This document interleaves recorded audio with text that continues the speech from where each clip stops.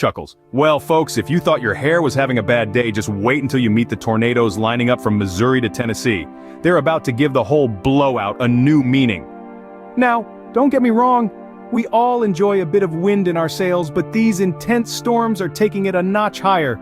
They're planning a party across the Midwest, and St. Louis, Little Rock, and Nashville are on the guest list. And let me tell you, these tornadoes don't RSVP, they just show up.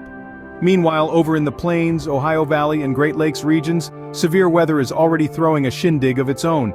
These violent storms have been tearing up the dance floor, and they've got their sights set on the Ozarks, Mississippi, and parts of the Midwest next. But wait, there's more! The tornado threat isn't just a daytime party animal. Oh no, it's got plans to escalate overnight. It's like that guest who doesn't know when to leave, even when you've started cleaning up and put the cat out. Now you might recall the Arctic blast that caused a chilly disruption across the US earlier this year. It was a real ice queen, causing dangerous winter conditions and, sadly, a rising death toll. It even had the audacity to rain freeze alerts on the South, which is more used to sipping sweet tea on the porch than scraping ice off the windshield. But folks, as we brace ourselves for the stormy soiree ahead, remember this: just like a bad hair day, this too shall pass. So grab your raincoat, secure your lawn flamingos, and keep an eye on the sky.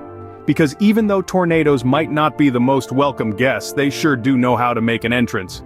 And that's all from the world of weather, where it's always party time. But remember, no matter how wild the weather gets, you can always count on it to keep things interesting. Until next time, stay safe, stay dry, and remember, a little wind never hurt anyone, unless you're a patio umbrella. 3 weeks ago, the first spark of protest emerged at Columbia University on April 18th. Students rallied, calling for a ceasefire in Gaza and urging their universities to boycott and divest from companies doing business with Israel. The university's response was, well, not exactly a round of applause. The administration called on law enforcement, leading to 113 arrests. Despite the arrests and even suspensions, the fire of protest refused to be extinguished. Students like Maria del Grosso continued to voice their concerns. Counter-protesters like Avi Lichtschein also stepped into the fray, making the campus a hotbed of heated debates on safety, freedom of expression, and support for Palestine. In the following weeks, the protest fever spread across the country, reaching colleges from New York to California. Over 2,400 arrests were made, a figure that would make even the most dedicated math professor dizzy. Class disruptions, exam postponements, and even commencement cancellations became the order of the day at universities like UCLA and Columbia. Only a few days ago, the protest camp at George Washington University was cleared, resulting in 33 more arrests. Similar situations unfolded at the University of Massachusetts and the University of Chicago. Critics argue that universities' heavy-handed responses have only added fuel to the fire, likening the situation to the anti-Vietnam War protests of the 1960s. Yet despite the arrests, the suspensions, and the heavy crackdowns, the protests persist. And with them persist questions about campus safety, freedom of expression, and the US support for Israel. In the end, these protests are more than just a series of events. They are a testament to the power of the student voice, a reminder of the importance of dialogue in democracy, and a call for universities and authorities to handle dissent in a manner that respects the fundamental rights of individuals. And so as we move forward from this, one can only hope that the universities remember, it's not about climbing the ladder to a higher level, it's about ensuring that everyone has a fair chance to climb.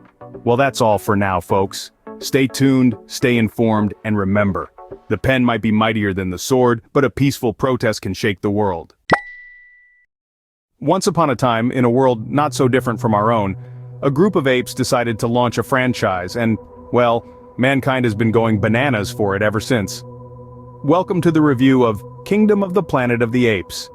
Directed by Wes Ball, this film marks an exciting new chapter in the franchise, bringing a tale of a future where apes rule supreme, and humans, well, they've seen better days.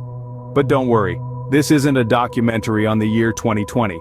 The film follows Noah, an ape with a heart of gold and a mission to save his community from a power-hungry bonobo leader. This plot unfolds with the classic twists and turns, keeping viewers on the edge of their seats, or more appropriately, their tree branches. One of the film's strengths lies in its strong performances.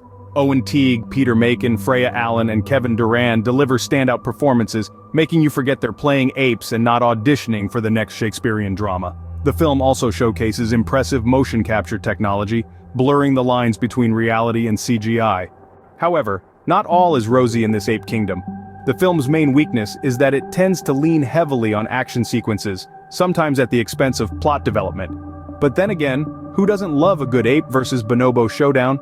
The emotional depth of the film should also be commended. Themes of family, community, trust, and conflict are explored, proving that, even in an ape-dominated world, these universal themes remain relevant.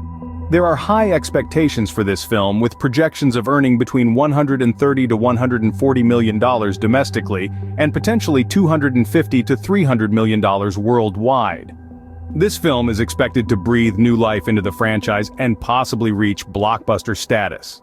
To wrap things up, Kingdom of the Planet of the Apes delivers an exciting new chapter in the franchise. It brings strong performances, impressive technology, and a captivating plot. Its strengths lie in its emotional depth and exploration of universal themes, while its main weakness is its reliance on action sequences. This film is more than just a summer blockbuster, it's a testament to the power of storytelling, creativity, and a whole lot of ape puns. So whether you're a movie enthusiast, an ape fanatic, or just someone looking for a good flick, Kingdom of the Planet of the Apes is worth checking out. Remember, in the Kingdom of the Apes, everyone goes ape for a good movie.